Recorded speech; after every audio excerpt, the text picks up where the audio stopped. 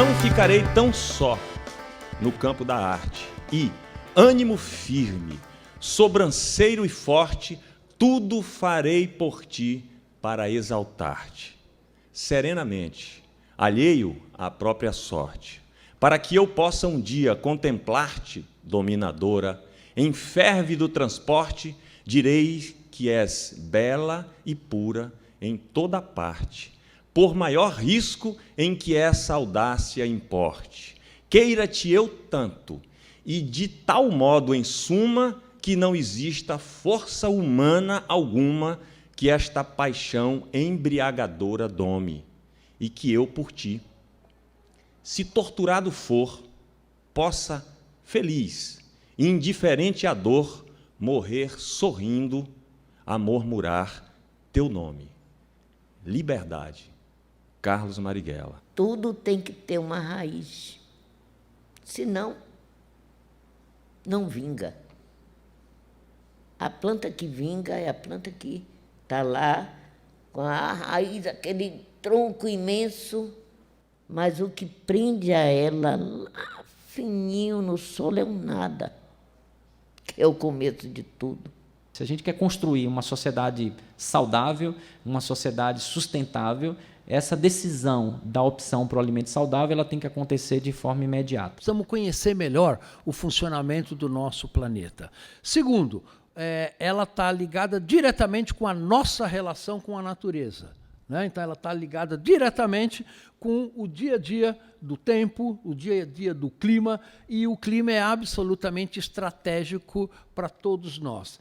E terceiro, a questão das mudanças climáticas está muito ligada com toda a estrutura socioeconômica que sustenta o sistema que nós temos no Brasil e no restante dos países. Que não existe nada de extraordinário em se cultuar a natureza, em se oferecer presente para o mar, em se oferecer presente para as águas. É uma forma de a gente trazer equilíbrio, de pedir que não nos falte água. A gente sabe que a maioria dos rios que nos rodeia estão poluídos, né? Porque a maioria das pessoas não compreende que um dia talvez possa nos faltar água, possa nos faltar ar. E o candomblé são uma das poucas religiões que trabalha verdadeiramente na concepção de cuidar dessa energia e dessa natureza viva. Eu posso encontrar problemas, faltas, falhas, dificuldades, incapacidades em todo mundo, mas o que eu preciso como profissional da área de saúde e não da área de doença é não olhar as limitações dos outros, mas buscar as potencialidades de cada um, né? Se eu procurar bem, todo mundo tem piolho. É isso que eu vou procurar? Todo mundo tem problema na família. É isso que eu vou procurar? Ou eu devo tentar criar uma forma de aproximação com o outro na qual a força dele seja o motivador do encontro e não a fraqueza dele? Se eu olho para o outro a partir de sua força e não de sua fraqueza, eu já começo a potencializar uma perspectiva de mudança na vida. E aí não vai ser aquela coisa arrastada, né? Vai ser uma pessoa com outro tônus muscular. O que dá muito em qualquer uma, seja capoeira, seja outras artes marciais, é a disciplina do corpo, que nós chamaríamos consciência corporal, quer dizer, onde você está, o controle do corpo, o controle dessa força que, de repente, pode surgir de uma ação, de um movimento rápido, né, de uma dessas formas de lutas marciais. Então, o que dá é esse controle de corpo, o que facilita você estar no mundo. Porque você tem capoeira que é bom, não cai, se um dia ele cai bem. Então, há também capoeirista bom, sempre tem de estar com o pé atrás. Você tem de estar, enquanto a gente tem de estar com o pé atrás. O pé atrás é o quê? É facilitar o corpo, que se você tiver uma rasteira, você levanta e se reequilibra. Então, essa questão do corpo é o equilíbrio diante do mundo. É no xarel que brilha a prata, a luz do céu, e o povo negro entendeu que o grande vencedor se ergue além da dor. Sobrevivente no navio que descobriu o Brasil, foi o negro que viu a crueldade bem de frente e ainda produziu milagres de fé no extremo ocidente. Ora, isso é o Brasil inteiro, né, numa composição. Então, a partir disso, você cria toda uma estética que leva para a avenida para cotejar, para confrontar, para fazer com que as pessoas percebam tudo isso. E quando a gente do povo, sobretudo para quem eu particularmente trabalho e gosto de trabalhar, quando ela tem acesso a essas intervenções artísticas, essas instalações, e que ela observa e não entende, isso é o melhor resultado, porque você pensou sobre o processo. Você não precisa entender uma instalação artística, você não precisa entender uma intervenção estética, você só precisa pensar sobre o processo. E é lógico que isso mexe, sobretudo com uma juventude negra, que estão aí nas comunidades, que estão nas periferias, que estão nos bairros populares e que não têm acesso aos museus, às galerias de arte. Enfim, eu faço justamente para o deleite e fruição dessa gente, sobretudo esses pretos jovens que vêm fazendo coisas interessantes nos bairros populares. A gente não acredita, a gente que é do movimento hip-hop, apenas a arte pela arte, porque a arte que a gente faz é uma arte que vem de periferia, é uma arte de resistência, é uma arte que é criminalizada, né? Então, a gente acredita na arte como um instrumento de educação, um instrumento de conscientização, um instrumento também que contribui para a organização daquele povo. A cultura hip-hop sempre foi criminalizada pela essa grande mídia, né? E essa grande mídia agora diz que o hip-hop é bonitinho. O primeiro desafio que a gente tem fundamental no contemporâneo é a velocidade com que as tecnologias estão se transformando. Então, nós estamos vendo que os futuristas, aqueles que fazem as pesquisas sobre qual será o futuro da humanidade do ponto de vista das tecnologias, estão apontando que os computadores, em torno de 2029, estarão no nível dos humanos. Esse cara que fala isso é o Kurt Weisel, que é um desses analistas do desenvolvimento das tecnologias, que faz prospecção. Isso, obviamente, tem significado mudanças radicais nos paradigmas com que a gente está vivendo no contemporâneo. Ou seja, concepção de mundo, concepção de saberes, concepção do pensar, concepção do viver em sociedade, não sem dizer que isso tudo, da mesma forma que é muito bacana, que possibilita a gente estar aqui ao vivo falando num auditório de um Instituto Federal, está sendo transmitido pela internet, depois vira uma série de televisão, e o licenciamento Creative Commons permite que cada um, nas escolas ou em qualquer lugar, possa remixar e trabalhar isso. Isso é muito bacana, mas não é só de coisa bacana que o mundo contemporâneo está vivendo. Então, essa dimensão do que a gente chamaria de o digital, ela mexe radicalmente com alguns valores do contemporâneo que são muito gratos para nós que trabalhamos com educação, que é pensar sempre nessa perspectiva plural.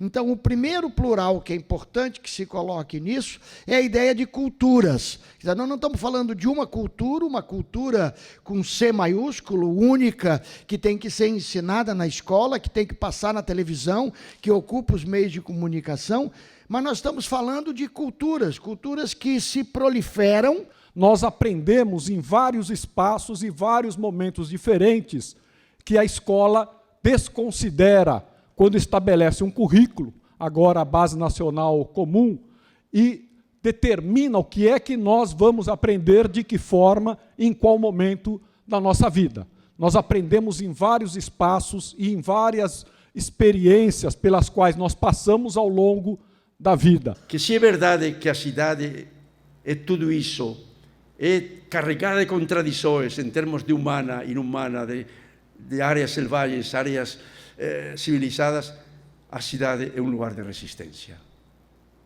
É interessante, sempre as cidades foram lugares de resistência, sempre. Desde as cidades medievais, sempre foram. Agora são espaços de resistência. Então, onde que o movimento negro se manifesta, sobretudo? Nas cidades. Onde que o movimento operário se manifesta? Nas cidades. Onde que o movimento de jovens, sobretudo nas cidades? Porque queremos chegar e que esses estudantes eles tenham o seu desejo atendido por essa instituição. É assim que a gente faz a educação, é assim que a gente quer trabalhar, é assim que a gente quer ver a satisfação nos olhos e na vida de cada jovem dessa cidade. Então, vamos trabalhar dessa forma. Tente achar dentro de você o que é que você tem de talento. Porque não adianta nada você tentar fazer uma coisa simplesmente por modinha, e aí lá na frente você não ser feliz com aquilo. Hoje, graças a Deus, a gente é feliz com o que a gente faz. Hoje a gente é feliz fazendo vídeos, hoje porque a gente dá risada, a gente brinca, a gente conversa. Acho que a primeira pergunta para a gente se fazer é se, de fato, há um desafio. Que desafio é esse? De que natureza? É consenso entre nós que o audiovisual, e mais especificamente o cinema, é uma linguagem fundamental para a gente apreender o mundo e suas múltiplas dimensões e relações? Há um consenso entre nós sobre isso? Se há um consenso de que o cinema é uma linguagem fundamental, importante para a formação, né, humana, então a gente precisa expandir o acesso a esta linguagem, a essa experiência estética chamada cinema. O grande gargalo no Brasil se chama, primeiro, distribuição, e segundo, a meu ver, o principal é exibição. Nós temos poucas salas, poucos espaços para as pessoas acessarem esse conteúdo audiovisual que está sendo produzido. E a gente sempre participa, assim, e leva poesia, e leva curtas, então essas pessoas têm a mente aberta e muitas ainda não têm, são machistas, e a gente leva esse filme desmistificando e faz com que essas pessoas entendam que a cada dia elas podem mudar, porque a pessoa não nasce sabendo de tudo.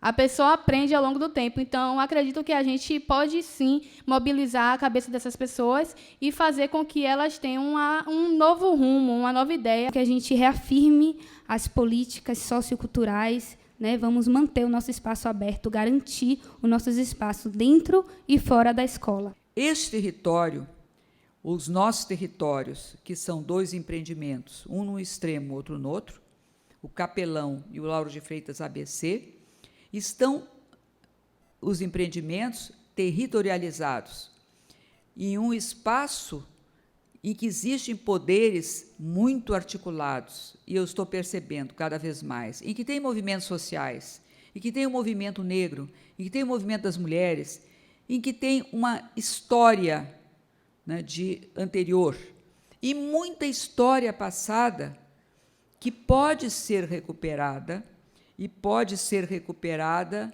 para a integração cidadã, a integração cultural e a integração produtiva, que é o quê? O nosso desafio nos traz, na verdade, estamos aí com a gestão da sociedade, dos territórios, que estratégias de desenvolvimento e que inovações.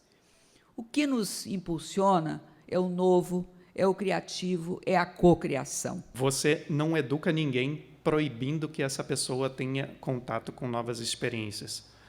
Inclusive, é mais interessante que esse contato possa ser guiado. E você está na escola, você está num espaço onde as crianças, onde os adolescentes estão tendo acompanhamento de um profissional educador. É uma ótima oportunidade para você guiar e orientar esses aprendizes. Acho que o nosso papel é fundamental de munir professores e professoras do país e gestores e gestoras desse direito, né, de se falar de gênero e de se enfrentar preconceitos dentro de sala de aula. Né? Eu não tenho dúvida que o Escola Sem Partido é um projeto inconstitucional, né, que, quando ele chegar, né, para ser julgado a sua constitucionalidade, ele vai ser julgado como inconstitucional porque ele ameaça a liberdade de cátedra e a liberdade de aprender e ensinar prevista na Constituição. Né? O meu medo é o que está acontecendo até lá. Né? Até lá, professores e professoras têm sido ameaçados, gestores e gestoras têm sido ameaçados, né? E, por causa disso, o ambiente escolar está se transformando num ambiente de cada vez mais afirmação do status quo, de afirmação da sociedade atual, que é machista, racista, patriarcal, né? E cheia de preconceitos, e não um espaço de desconstrução, justamente, dessa sociedade preconceituosa que a gente vive. Então, nós deveríamos ter, na minha opinião, uma TV pública de qualidade, que chegasse a todos os lares do Brasil e que pudesse fazer contraponto. E, ao mesmo tempo, fortalecer as rádios comunitárias que nós enfraquecemos e distribuir melhor a propaganda pública entre os meios de comunicação e na internet também, que a internet é um lugar de disputa e luta. A mudança da Lei Geral de Telecomunicações favorece, sim, as empresas de telecomunicações, numa grande operação de pressão dessas empresas em cima do poder público brasileiro. E, por isso, a sociedade civil vem se contrapondo ferozmente a essa alteração, porque ela vai tirar os poucos instrumentos que hoje existem na regulação para, efetivamente, o acesso a serviços de telecomunicações essenciais serem vistos a partir de uma perspectiva de direitos e não somente de mercado. E foi muito curioso, quer dizer, esse arco de transformações que nós tivemos nos últimos anos, com, eu diria, com esse excesso, essa ocupação de natureza comercial da internet. E como a internet é um ambiente ajurisdicional, onde as fronteiras não estão colocadas, talvez essas fronteiras elas sejam invisíveis no sentido do idioma, enfim, mas essas questões têm sido superadas por essas grandes corporações, porque rapidamente eles construíram algoritmos que já descobrem que você mora em Salvador, que você tem interesse em tais e tais tipos de música, tais e tais tipos de filme, ele já identifica, através do seu IP, de onde você está logado, e lhe devolve imediatamente com informações que parecem fazer sentido para você, mas que para eles fazem apenas um sentido econômico.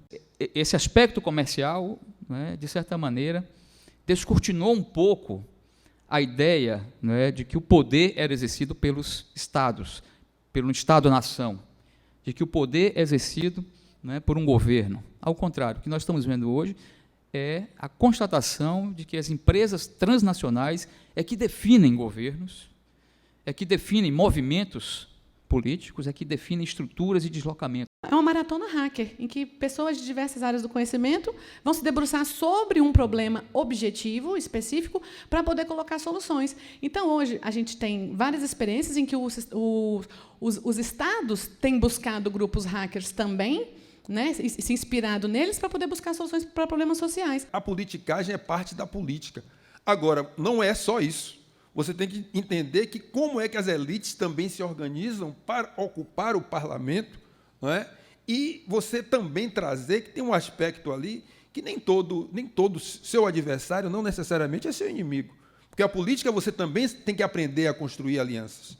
Porque, às vezes, você quer aprovar alguma coisa, você não consegue 100%, mas se você conseguir 80%, não serve? É preciso valorizar a cultura como uma dimensão importante de um projeto de nação. Na cidade, no Estado, no governo federal, tem que ter uma mudança de paradigma.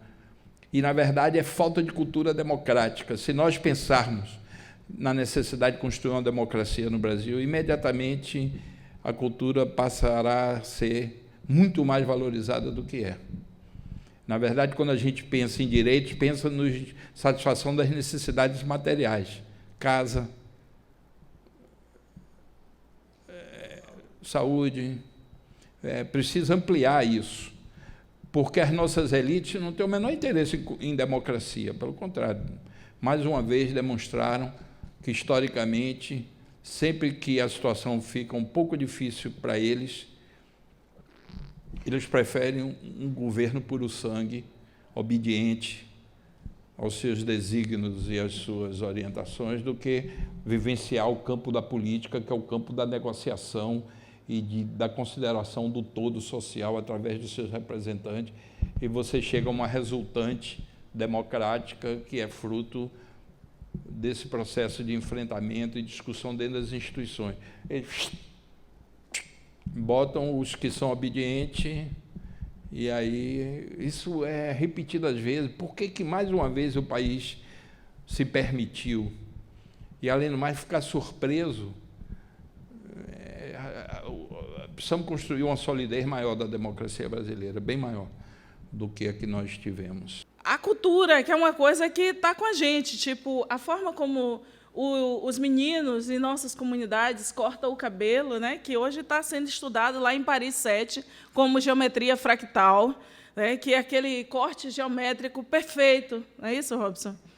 Perfeito, e os meninos da gente, é dito para eles que eles não vão aprender matemática. E a gente fica assim, bom, falta um encontro entre a geometria que eles estão fazendo e a escola, né? Que a escola não pode ser um lugar de sabotagem.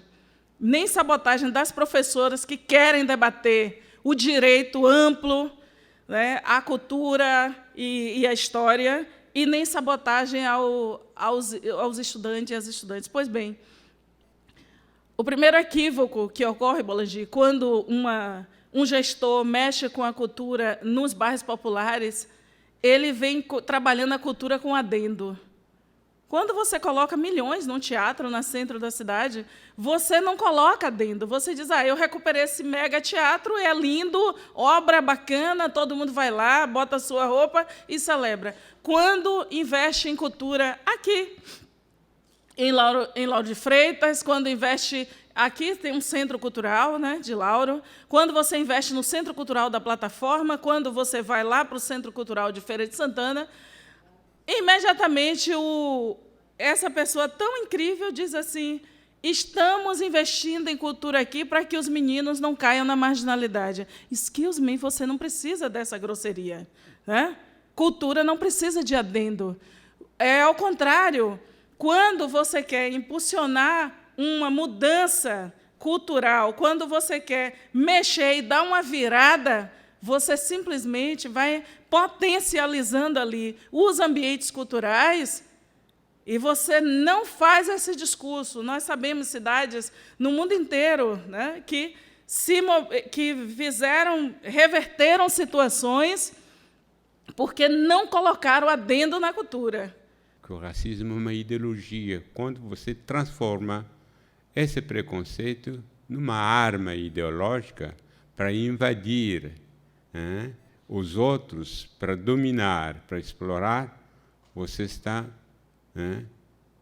atravessou simplesmente a fronteira entre o racismo, entre os preconceitos que fazem parte da história da humanidade. Hoje, em uma cidade como São Paulo, você tem bairros que são verdadeiros bairros étnicos ou bairros que são de nordestinos, de etc.